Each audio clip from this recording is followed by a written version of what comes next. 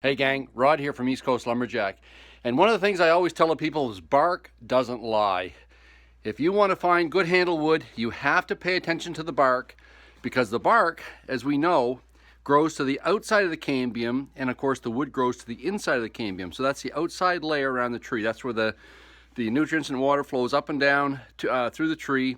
Of course, this time of year in the spring, sap's running, so that's where the sap is actually running back and forth in. But because it grows to the inside and to the outside, when a knot or a limb falls off, and of course that wood starts growing over top of it, you'll see the effect of that in the bark on the outside and also to the wood on the inside. This is a really good example I have. I just got a nice load of hickory in. And if you look here at the log, you can see that most of the bark here has got nice grain, but right here there's a little gnarl.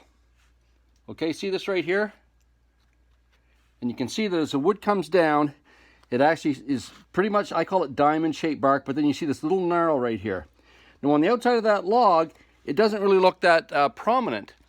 But again, to the trained eye, I know that there's something going on here inside the wood. So I split it out, and let's look at the first piece. So we spin that around. You see the little indent here? You can see it in the wood, there's a little indent. Okay, so that tells me that the limb's coming on the inside. Here's the next piece, and look when we take the next piece off. See that right there? There's your knot. Okay, and that is about 30 years inside the tree. So if you count the number of growth rings, it's actually 30 growth rings into the center of the tree, but it's still showing in the bark.